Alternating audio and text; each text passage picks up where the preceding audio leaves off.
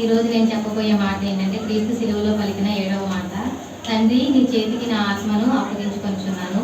ఇది మనకి మత్తయి సువార్త 27:50లో, అదేవిధంగా మార్కు సువార్త 15:37లో, ఇంకా లూకా సువార్త 23:46 వచనాల్లో మనకి కనబడుతుంది. అప్పుడు యేసు గొప్ప శబ్దంతో కేక వేసి, తండ్రి నీ చేతికి నా ఆత్మను అప్పగించుకొనుచున్నానని చెప్పి ఆయన ప్రాణం విడిచాను. అయితే ఇదేంటంటే ఆనందంతో కూడినటువంటి కేక, హృదయం యొక్క ఆనంద స్థితి నుంచి వచ్చినటువంటి కేక. ఎందుకు ఇది ఆనందంతో కూడిన కేక అయిందంటే, ఏదైతే తండ్రితో తనకున్న ఎడబాటు అక్కడితో ముగిసిపోతుందని దేవుడు గొప్ప శబ్దంతో ఆనందంతో వేసినటువంటి కేక. అయితే వందల సంవత్సరాల క్రితం దావీదు గారు తన కీర్తనలో ఈ మాట రాశారు. అది మనకి కీర్తనలు 31:5లో కనబడుతుంది. నా ఆత్మను నీ చేతికి అప్పగించుకొనుచున్నాను అని. ఈ లేఖన నెరవేర్పు కొరకు యేసుక్రీస్తు ప్రభు ఈ మాట పలికినట్లు మనం చూడగలుగుతున్నాం. అంటే యేసుక్రీస్తు జీవితంలో జరిగిన ప్రతిదీ కూడా లేఖన నెరవేర్పుగానే మనం ఇప్పటి వరకు చూస్తూ ఉన్నాం. ఈ మాట కూడా లేఖన నెరవేర్పు కొరకు ఆయన పలికారు. అయితే పైన సందర్భం ఏదైతే ఉందో, దేవుడు తన తండ్రికి ఆత్మను అప్పగించుకున్న సందర్భం, ఆయన తన యొక్క జీవిత చివరి రోజుల్లో తను కన్ను మూసే చివరి క్షణాల్లో తన ఆత్మను తన తండ్రికి అప్పగించుకున్నట్లు మనం ఇక్కడ చూడగలుగుతున్నాం.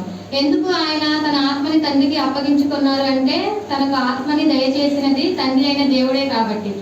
ఆదికాండము 2:7లో ఒక మాట ఉంటుంది, దేవుడైన యెహోవా నీలమట్టితో నరుని నిర్మించి వాని నాసిక రంధ్రాల్లో జీవవాయువు ఊదగా నరుడు జీవాత్మ అయ్యను. మనకు ఆత్మనిచ్చింది దేవుడే.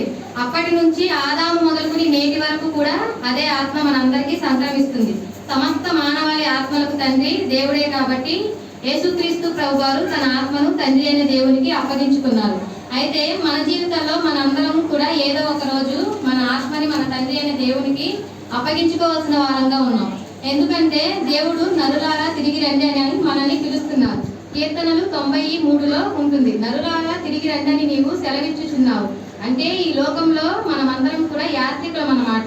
ఈ లోకంలో మన యాత్ర ముగిసిన తర్వాత తిరిగి మన తండ్రి ఇంటికి మనం చేరవలసిన వారంగా ఉన్నాం. యేసుక్రీస్తు ప్రభు వారిని కూడా తన తండ్రి పిలిచాడు, ఆయన తిరిగి వెళ్ళాడు. ఆత్మనిచ్చిన తండ్రికి తిరిగి తన ఆత్మను ఆయన అప్పగించుకున్నారు. అయితే యేసుక్రీస్తు ప్రభు వారు తండ్రికి తన ఆత్మను ఏ విధంగా అప్పగించుకున్నారు? ఆయన ఆత్మానుసారంగా జీవించారు కాబట్టి తన ఆత్మను అప్పగించుకున్నారు. ఏదైతే తండ్రి చిత్తాన్ని ఆయన నెరవేర్చి ఆయన చెప్పిన పనినంతటినీ చేశారు. ఎలా చేశారు? ఆత్మానుసారంగా జీవించారు కాబట్టి ఆయన తండ్రి చిత్తాన్ని నెరవేర్చగలిగారు. ఆయన మానవ శరీరం దాల్చి లోకానికి వచ్చినప్పటికీ కూడా శరీరానుసారంగా ఎక్కడా కూడా ఆయన ప్రవర్తించలేదు. ఉదాహరణకి మత్తయి సువార్త 4:3-4లో ఒక మాట ఉంటుంది. యేసుక్రీస్తు ప్రభు వారు 40 దినాలు ఉపవాసం ఉన్నప్పుడు శోధకుడు వచ్చి ఆయన్ని శోధిస్తాడు. నీవు దేవుని కుమారుడు అయితే గనక నువ్వు ఉపవాసం ఉన్నావు కాబట్టి ఈ రాళ్ళన్నీ రొట్టెలుగా చేసుకుని తిను అని చెప్తాడు. అయితే యేసుక్రీస్తు ప్రభు వారు అక్కడ ఆ పని చేయరు. మనుష్యుడు రొట్టె వల్ల కాదు కానీ దేవుని నోట నుండి వచ్చి ప్రతి మాట వల్లను జీవించును అని చెప్తారు. అయితే 40 రోజులు ఆయన మనుష్య శరీరంలో ఉపవాసం ఉండి ఖచ్చితంగా ఆకలేస్తుంది. కానీ దేవుడు అక్కడ శరీరానుసారమైన పనిని ఆయన చేయలేదు.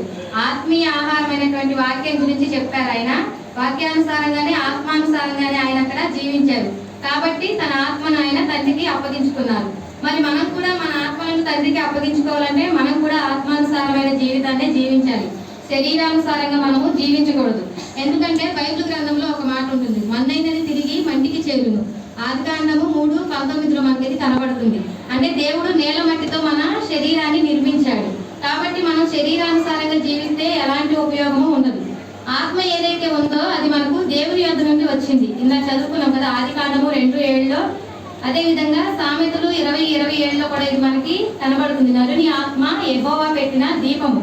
ఈ దీపం మనకి ఏ విధంగా ఉపయోగపడుతుందంటే వెలుగునిచ్చేదిగా ఉంటుంది. సో మనం ఆత్మానుసారంగా జీవించామంటే మనము ఇతరులకు వెలుగునిచ్చే వారంగా, అంటే ప్రకాశించే వారంగా ఉంటాము. ఇతరులకు కూడా వెలుగుని పంచిపెట్టే వారంగా మనము ఉంటాము. వెలుగంటే ఏంటి?